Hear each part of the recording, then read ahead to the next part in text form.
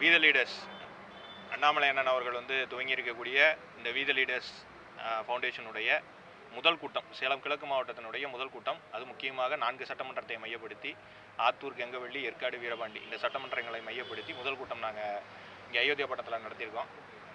எங்களுடைய நோக்கமாக எங்களுக்கு வந்து அடுத்து என்ன கைடன்ஸ் கொடுக்குறாங்க அப்படிங்கிறதுக்கும் இன்றைக்கி மேலேருந்து வந்திருக்காங்க. எங்களுக்கு அடுத்த கட்ட நடவடிக்கை என்ன செய்யணும், என்ன செய்ய போகிறோம் அப்படிங்கிறத சொல்கிறதுக்கும் வந்திருக்காங்க.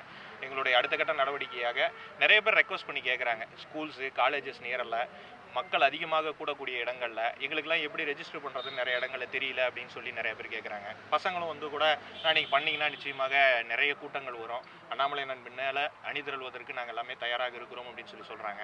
மாற்றுக் கட்சியினர் எக்கச்சக்க பேர் வந்திருக்காங்க. இப்போ கொஞ்ச நேரத்துக்கு முன்னாடி கூட உள்ள மாற்றுக் கட்சியினர் தனியாக அறிமுகமே நடத்தணும். திமுக, அதிமுக, அமமுக, விடுதலை சிறுத்தைகள் கட்சி, எல்லா கட்சியிலிருந்துமே அனைத்து நிர்வாகிகளுமே இங்கே அவர்களுடைய ஒரு ஏக்கத்தின் பேரில், அண்ணாமலை அண்ணன் மீது இருக்கக்கூடிய ஒரு பற்றின் பேரில் அவங்க எல்லாருமே இந்த பக்கம் வந்து இந்த நீரோடையில் இணைஞ்சிருக்காங்க. அவங்க எல்லாத்துக்குமே வாழ்த்துக்கள் சொல்லிட்டு எங்களுக்கு எங்களுடைய பணிகளை சீரும் சிறப்புமாக செய்வதற்குண்டான ஆயத்த பணிகள் நடந்து கொண்டிருக்கிறது. அடுத்த கட்டத்தை நோக்கி வீத லீடர்ஸ் முன்னேறி கொண்டிருக்கிறது.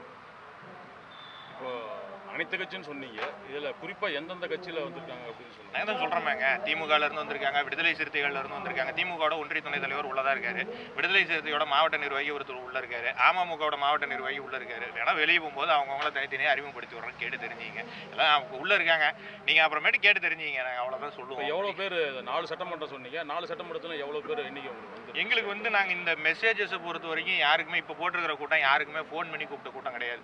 ஐயா வாங்க எங்களுக்கு வந்து இந்த கூட்டத்தில் வந்து கலந்துங்க, வீத லீடர்ஸை கலந்துங்க அப்படின்னு சொன்ன கூட்டம் கிடையாது. வாட்ஸ்அப் மெசேஜில் ஃபார்வர்டில் வச்சு இந்த மாதிரி வந்து மாநிலத்திலேருந்து வீத லீடர்ஸ் ஆஃபீஸ்லேருந்து வராங்கன்னு சொல்லி சொன்னோம். அந்த கூட்டத்துக்கு வந்த கூட்டமே கிட்டத்தட்ட மண்டபம் ஃபில் ஆகிடுச்சு.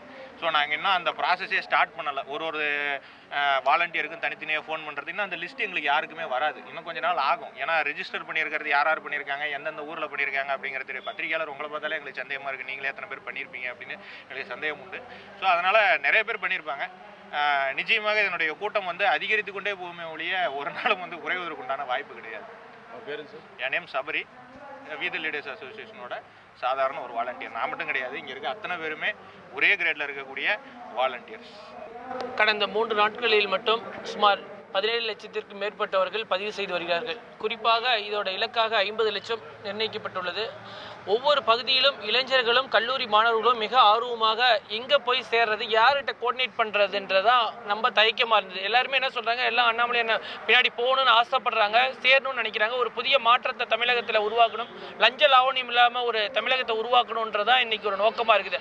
அதனால் இளைஞர்களுக்கு வந்து நாங்கள் இதோட நோக்கமே இன்னைக்கு என்னன்னா, எல்லாருமே இதில் வந்து யாருமே ஒரு பொசிஷனோ, ஒரு தலைவரோ, ஒரு மாநில செயலாளரோ அதெல்லாம் இல்லை. வீதி லீடர்ஸ்னா இந்த அமைப்பு வந்து அவருமே அண்ணாமலை ஒரு சீஃப் சர்வெண்ட்டுன்னு தான் கையெழுத்து போடுவார். இது 6 வருஷம் அவர் அமைப்பு அவர் IPS ரிசைன் பண்ணிட்டு வந்ததுக்கப்புறம் அரவக்குறிச்சியில் ஆரம்பித்து மறுபடியும் ஒரு தமிழகத்தில் ஒரு 7-8 இடத்துல இது இயங்கி கொண்டிருக்குது கடந்த 6 வருடமாக. இது அவங்களோட பல்வேறு பயிற்சிகள் அவங்களுக்கு சிலம்பு பயிற்சியாக இருக்கட்டும், செஸ் போட்டியாக இருக்கட்டும், இல்லை மேடை பயிற்சியாக இருக்கட்டும், இது போன்று அந்தந்த பகுதியில் மக்களுக்கு தேவையான, இளைஞர்களுக்கு தேவையான பயிற்சிகள் கடந்த நடைமுறைப்படுத்தி வந்தாங்க. இதை இன்னும் விரிவுபடுத்தி கிராமப்புறத்திலும் நகர்ப்பகுதியிலும் வார்டு பகுதியிலும் இது வந்து குறிப்பாக கல்லூரி மாணவர்கள் மத்தியிலும் கொண்டு சேர்ப்பதற்காக தான் இந்த நோக்கமாக நாங்கள் விரிவுபடுத்துவதற்காக தான் இன்னும் சேலம் மாவட்டம். இதை தொடர்ந்து சேலம் மற்றும் இல்லாமல் திருச்சி மாவட்டம், இங்கே அருகில் உள்ள கரூரில் ஏற்கனவே சிறப்பாக முகாம் நடந்துட்டு. இப்போ நாமக்கல்லையும் நாங்கள் வந்து தொடர்ந்து 2 நாளைக்கு முன்னாடி ராசிபுரத்தில் ஆலோசனை வச்சோம். நாங்கள் நாளைக்கு மறுபடியும் நாமக்கல் ஆலோசனை கூட்டம் இது மாதிரி வைக்கிறோம். மறுபடியும் தலைவர் வரும்போதும் அவங்களோட அடுத்த ப்ரெஸ் மீட்லேயும் வந்து நிறைய மக்களுக்கு வந்து இது மாதிரி சேவை செய்யணும். அதுக்கு தான் இந்த வீதி லீடர் ஃபவுண்டேஷன் இது அமைப்பே உருவாக்கி இருக்கிறதுக்கு நோக்கமே. அது இப்போ வந்து நீங்கள் அறக்கட்டளை மூலியமாக தான் நீங்கள் எல்லாமே செஞ்சுட்டு இருக்கீங்க. ஆமாம், இந்த அமைப்பு வந்து அவர் ரிசைன் பண்ணிட்டு IPS ரிசைன் பண்ணிட்டு வந்ததுக்கு அப்புறமே இந்த அமைப்பு வந்து இன்னைக்கு இது இல்லை. அவர் வந்து கடந்த 6-7 வருடமாக இந்த அமைப்பு தமிழகத்தில் இயங்கிட்டு இருக்குது. எங்கள் ராசிபுரம் இது கிளை வந்து கடந்த 6 வருடமாக இயங்கிட்டு இருக்குது. இது வந்து இதில் வந்து நம்ம அரசியல் இயக்கத்துக்கோசரம் டக்குன்னு இது பண்ணல. இந்த இயக்கம் வந்து கடந்த 6 வருடங்க அவங்களுக்கு வந்து அந்த பகுதியில் இருக்கிற இளைஞர்களுக்கும் பெண்களுக்கு அவங்களோட வாழ்வாதாரத்தை முன்னேற்றுவதற்காக பல்வேறு பயிற்சிகள் வழங்கப்பட்டுள்ளது. குறிப்பாக விவசாயிகளுக்கு வந்து நம்ம கூட நீங்கள் சொல்லியிருப்பீங்க, ஒரு காலத்தில் ஊட்டியில் அந்த 851 ஒரு பஞ்சாயத்து தலைவர் 856 பேர்த்துக்கு வீடு வாங்கி கொடுத்து அவர் ஒரு பஞ்சாயத்து தலைவரே தோற்கடிக்கப்பட்டவர். அவங்கள எப்படி அந்த கிராமத்தை அவர் டெவலப் பண்ணார், அந்த பஞ்சாயத்தை எப்படி டெவலப் பண்ணாங்கன்னு இங்கே இருந்து ஒரு 100 நபர்களை அழைத்து கொண்டு சென்றார்கள். அழைத்து சென்று நம்ம எப்படி ஒரு பஞ்சாயத்து லெவலில் எப்படி நம்ம செயல்பட வேண்டும், அந்த பஞ்சாயத்தில் இவ்வளோ எப்படி நம்ம ஒரு கிராமத்தை மேம்படுத்த வேண்டும், எப்படி குப்பை இல்லாத கிராமமாக உருவாக்க வேண்டும், அந்த கிராமத்தில் எப்படி குடிசை இல்லாத கிராமமாக உருவாக்க வேண்டும் அப்படின்றத நேரடியாக கொண்டு போய் நம்ம நீங்கள் செய்தித்தாளில் பார்த்துருப்போம். அந்த 856 வீடு கொடுத்தும், அந்த கலைஞர் ஆவாஸ் யோஜனா பிரதமரோட வீடு கொடுத்தும் அந்த பஞ்சாயத்து தலைவர் தோற்கப்பட்டுள்ளார் கோயம்புத்தூர் ஒரு பகுதியில், அந்த ஊட்டி பகுதியில். அந்த இடத்துக்கு இந்த அறக்கட்டளை வீதி லீடர் ஃபவுண்டேஷன் அறக்கட்டளை அவர்களை அழைத்து கொண்டு போய் அவர்களுக்கு நேரிலேயே ஒரு நாள் பயிற்சி கொடுத்தாங்க. இது போன்று பல்வேறு மாணவர்களுக்கும் இளைஞர்களுக்கும் பொதுமக்களுக்கும் இந்த அமைப்பு கடந்த 6-7 வருடங்களாக சேவை செய்து கொண்டுதான் வருகிறார்கள். என்னுடைய பேர் லோகேந்திரன். இந்த அமைப்பு பார்த்திங்கன்னா தொடர்ந்து நம்ம கட்சியாக இயக்காமல் இந்த அமைப்பு ரீதியாக எல்லா மக்களுக்கும் சேவை செஞ்சுட்டு வராங்க. அதை தொடர்ந்து நம்ம பண்ணுறதுக்காக நம்ம ஒரு பெரிய அமைப்பாக இது பண்ணிகிட்ருக்கோம்.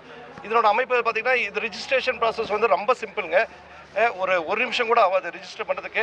அவங்களுடைய பேர் கேட்கும், அவங்களுடைய எந்த சட்டமன்ற பகுதின்னு கேட்பாங்க, அவங்க எந்த மாவட்டம் சேர்ந்தாங்கன்னு கேட்பாங்க, அவங்க செல்ஃபோன் அலைபேசி எண் கேட்பாங்க. இவ்வளோதாங்க. இதுக்காக நிறைய தனியாக யூடியூப் சேனல்ஸ், யூடியூப் வீடியோஸும் நம்ம ரெடி பண்ணி வச்சுருக்கோம். அதுவும் நாங்கள் எல்லா சமூக வலைதளங்களும் பரப்பிட்டு இருக்கோம். தொடர்ந்து பல்வேறு கல்லூரி பேராசிரியர்களும் கல்லூரி மாணவர்களும் தொடர்ந்து கேட்டுட்டு இருக்காங்க. இன்றைக்கி பார்த்திங்கன்னா தமிழ்நாட்டில் மக்கள் வந்து ஆட்சி மாற்றத்தை எதிர்பார்த்தாங்க. திராவிட ஆட்சியை மாற்றி வேறு இது கொண்டு வரணும்னு பார்த்தாங்க. அந்த ஆட்சி மாற்றத்தை நடந்துருச்சு. அதே போல் அரசியல் மாற்றத்தை உருவாக்கணும் அப்படிங்கிறதுலையும் மக்களோ நம்ம இளைஞர்களோ மக்கள் எல்லாருமே விழிப்போடு இருக்கிறாங்க. ஆட்சி மாற்றம் ஆகிடுச்சு, அரசியலும் மாற்றணும் அப்படின்னு நினைக்கிறாங்க. ஸோ நம்ம இதை பார்த்திங்கன்னா எடுத்த உடனே நம்ம ஒரு தொழிலுக்கு போகிறோமோ, நீங்கள் பத்திரிகையாளராக கூட இருக்கீங்க, ஒரு இதுக்கு நம்ம போகும்போது நமக்கு வந்து அதில் ஒரு அனுபவம் கொடுத்து தான், அதில் ட்ரைனிங் கொடுத்து தான் நம்ம உள்ளே போவோம். ஸோ அதுபோல் நம்ம இந்த நம்ம பார்த்திங்கன்னா இந்த அரசியல் மாற்றத்தையும் மக்கள்கிட்ட எல்லோரும் நம்ம போய் எப்படி அணுகணும் அப்படிங்கிறதுக்காக பயிற்சி இருக்காங்க. அந்த பயிற்சி அளிக்கிறது தான் இந்த வீதி லீடர்ஸோட இதுங்க. இதை தொடர்ந்து நாங்கள் எல்லாருக்கும் ரீச் ஆகணும், எல்லா மக்களும் பதிவு பண்ணணும் அப்படின்னு நாங்கள் எல்லாம் இது பண்ணி அதுக்கான முன்னேற்பாட்டான நிகழ்ச்சி தான் இப்போ நாங்கள் எல்லாம் பண்ணியிருக்கோம். இன்னும் நிறையா பொதுமக்களும் வந்திருக்காங்க. இது கட்சி மட்டும் வராமல் பொதுமக்களும் வந்திருக்காங்க. நிறைய ப்ரொஃபஸர்ஸ் வந்திருக்காங்க, டாக்டர்ஸ் வந்திருக்காங்க, எல்லா பகுதியோட தொழிலாளர்களும் வந்திருக்காங்க. ஸோ எல்லா மக்களுக்கும் எப்படி கொண்டு போய் சேர்த்தணுங்கிறதுக்காக கருத்தரங்கம் தான் இந்த இன்னைக்கோட நிகழ்வுங்க.